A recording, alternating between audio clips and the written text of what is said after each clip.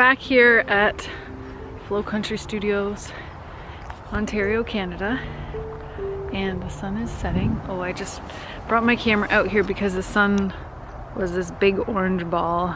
Now already some clouds are in the way. Let me see if we can get it. Still beautiful. I have so enjoyed watching the sunset from here, from this garden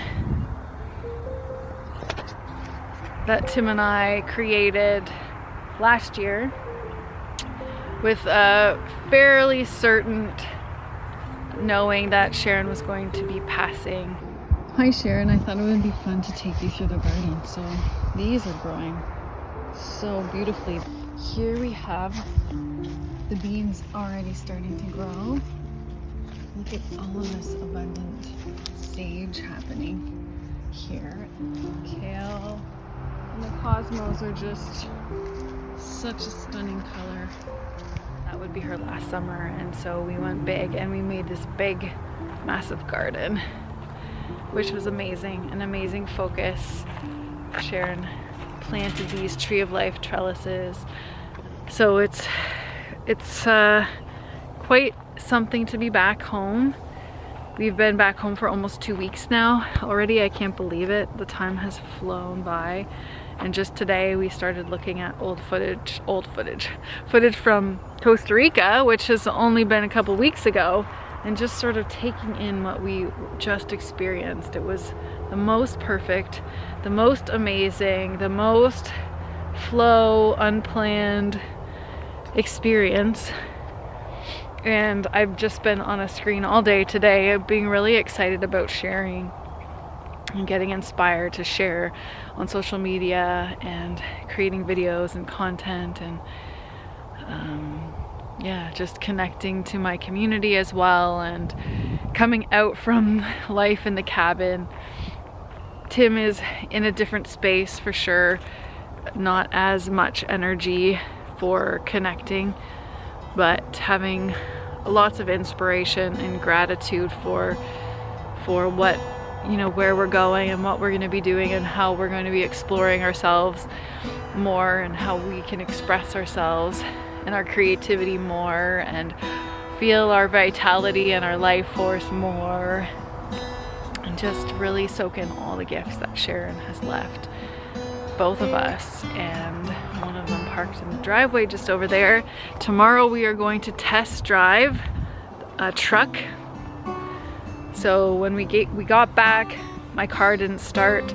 I had to take it into the shop to get a bunch of things done on it, and that worked out well because we found out the guy at the shop goes to auctions and could help us find the truck and also help us discern and understand what it is we really needed to tow. Remember to soften the sphincter and breathe. Oh my God. Today we test drove e-bikes. That was something that just spontaneously came about. How is Tim? This is awesome. It's so fun. Great fun. Yeah, that was really exciting, and the idea of taking e-bikes with us on the RV just sounds like a whole lot of fun. And what else? Oh yeah, we have been going back and forth with whether or not we want to go to Europe, which was our plan after just kind of stopping here for a couple weeks. But I think we've realized we're a little too tired to go to Europe, and that we might benefit from having more time to ease into RV living, and because we are such newbies, and to be able to go slow because we are tired, allowing ourselves to constantly change the way we're going in the direction and take the most out of every moment and what we're feeling. God. Tim just decided to put his, Ow.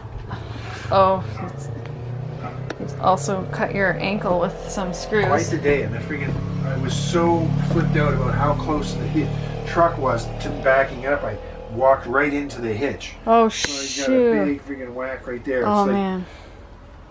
Yeah. And this carpet is special to you. So good. Yes. Yes, I've had this carpet for a long time. More than 30 years, probably 40 And you just years. shared the story with me about being in your marketing agency office. So it was an advertising agency, yeah. Or advertising agency. So I had this in my office, which was really That's so posh cool. and everything in Yorkville, Toronto. And it was, Tim's made it. And during the phase of the divorce and everything else, I never got anything. So this ends up being the only thing I've ever carried forward is something that I actually bought when I was relatively young. Cool. That's awesome that you kept it. Yeah. And I love the story you shared that in your office there, instead of working, you were reading Carlos Castaneda books. What we were doing, I was the VP Finance and then a VP General Manager, and it was all just running like a top. So I had big glass window on this side, and it was in Yorkville, and then big glass outside over there. This was to the office, and when I was walking by, I could see me. And I had stacked up books over here and over here. It looked like I was working with my pen, and I was reading Carlos Castaneda. That's great. Oh, Tim's having a rough day. Tim's just had some tears. Lots of tears. Oh my God, lots of tears. This day, this week, this month, this life, in particular this month. It's been a rich 2 weeks so far. Lots of triggering moments, lots of releases, lots of breakthroughs. I thought I was kind of doing pretty well with my emotions up and down, but I've been in the hot tub now for 6 hours because I'm just so freaking stiff, and I think probably just old stress that's just leaking from my body.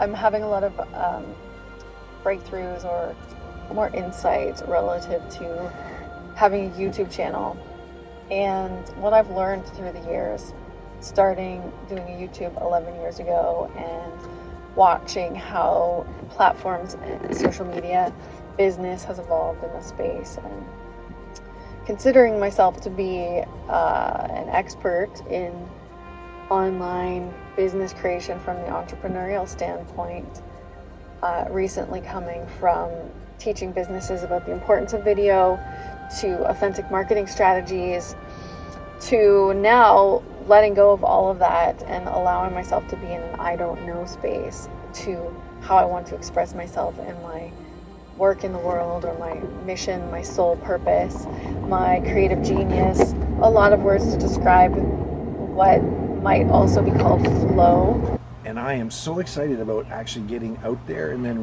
remembering what it's like to be outdoors as a kid and exploring in ways that I can't even imagine, because it's been so freaking long since I was that free. So I'm really looking forward to it.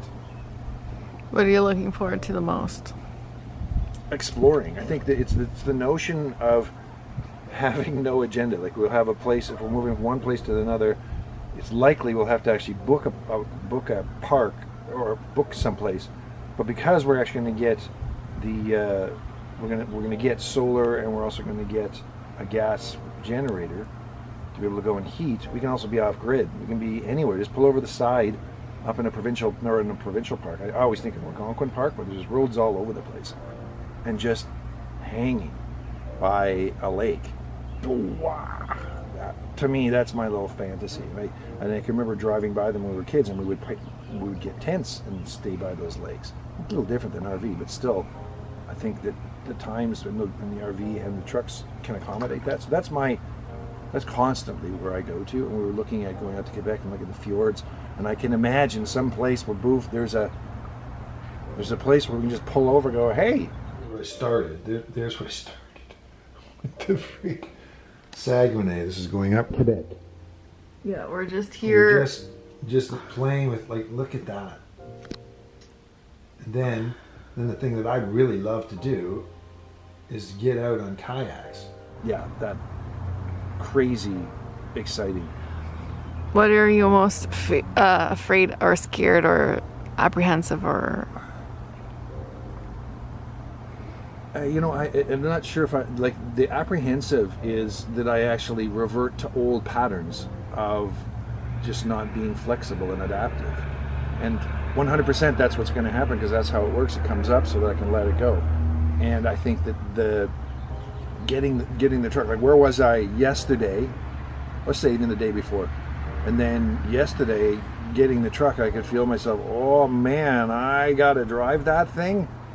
I got no idea. Then I gotta back it in, and I thought I did really well. I thought you did well, and as a team we did exceptionally well, and we do exceptionally well in those situations. Whereas in the past, I think I've just blown up and freaked out, and so that's I think maybe if I have a fear, that's the only fear, is that I actually just get overwhelmed, because I've never had the combination of, you know, my wife dying, my wife of 30 years dying, and dealing with that at the same time as dealing with something brand new.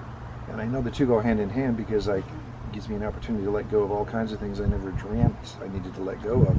And that said, at times it's remarkably overwhelming and physically overwhelming. Even I think you had coined the phrase, my body won't let me. And that's I think the part that I'm a little anxious about at times, is just my body won't let me friggin', you know, be aggressive in moving or doing something that I just don't have the capacity for. And that's about surrender. And for me, surrender is always a mystery. What I've been thinking about relative to YouTube and sharing my life with the world in very intimate ways, is how scary that is. When I am willing to say, I don't know what I'm doing, I don't know where I'm going, but I'm on my way. Learn how to first off get an understanding of when I'm in my body and when I'm not, and then recognizing when I'm not, usually I swirl up and out, and why I do that. And then we have the tightening sphincter scenario, is recognizing that when we are afraid, energy comes up from the earth, tightens our sphincter, we get all freaked out and leave our body, because it impacts, as soon as the sphincters connect with our breath, which impacts our breathing, we go from calm to and I'm doing a lot of that with the grief. And so that combination is something that I'm really paying attention to. And then it becomes a question of differentiating between where's your focus, where's your locus. And locus is where is your center, and I can move my center, and everyone can move their center from, you know, out there to in here to in my heart, or in my butt, or in my legs, or in my whatever. And then once I've started to understand how to do that and be that, I just expand it. Just getting a little video. Okay, bye. Now all of a sudden, I'm feeling motivated to read those RV books and then the videos. Yeah, because this now is going. We're gonna and then we have to drive it back and park it here somehow. Yeah, baby, this is like, so this is really happening. Yeah, this is really happening. So what should we do first? We have those dishes from Sharon. Yeah, so now's the first, so that what we're doing first is, what's the very first thing to actually consider putting into the RV, because we're going to be leaving in a week's time. Yeah. We got the truck. I've never, that was the first time I've ever driven a truck, is just to test it. Me too. We were just discussing that this already feels like it's our car. Yeah, it does.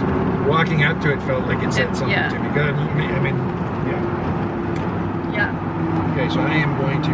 I want to try now. Yeah. This is maybe the 6th time I've ever sat in an RV. And we haven't even started the stove yet. Yeah, we don't know. I don't. We know how to put this in and out, so that's good. That we know how to turn the lights on. Okay, so we're turning on the water. Uh-oh. Uh-oh. What happened? Water everywhere. Oh no. Oh shit.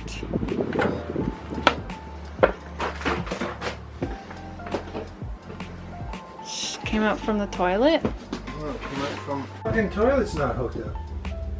Oh, maybe because it was winterized, they took that off. Hold on, we have to show the people. People like it when things go wrong. Well, try not to get... Because it's real life. Okay, so... Yeah, we turned the water on and then we're surprised that it's going everywhere. Oh, it's coming up through there. Okay. I gather, because this is where all the water is, so let me get towels. But this part, this piece here, was up in the toilet piece, and this groove action at the bottom is what we thought, oh, let's just screw the unhooked hose thingy to this, which boom, fine. And then I just pulled it lightly to make sure it was tight, and then this whole thing came out. So I'm guessing that this was supposed to be glued to the toilet piece thingy up there. I don't have the language for this. Yeah, so we're just gonna start packing it up, right? Yes. Packing to go. Or just even thinking about what it is that we're going to do. Yeah, so right now the trip is to go east through Quebec, so you're southern Ontario, maybe shoot to northern Ontario, but get over to Quebec and then start moving along the St. Lawrence. So I'm here in the RV setting up our sort of beginning of our recording studio / editing suite, and I'm going to record the opening trailer for our YouTube channel, and I thought it was appropriate to do it here in the RV. And meanwhile, Tim is outside loading up the truck with junk to take it to the dump. The garage is full, as well as all the sheds, so it looks like he's doing a good job out there. I'm gonna go get to the editing. I've been really inspired to share real time in my stories on Instagram, and I think I'll probably continue doing that because I think it's a great way of connecting to the community and having more real-time conversations. So that's it. That's me for now, hanging out with the dogs. Yeah, were you happy? We're happy to have time with the dog friends. And Sam wants to play fetch. Okay. Let's play. Okay. Try number 454. You were so gracious. Okay, here's our first try. Yeah, this is our first try. Here's our first try. Yeah, very good.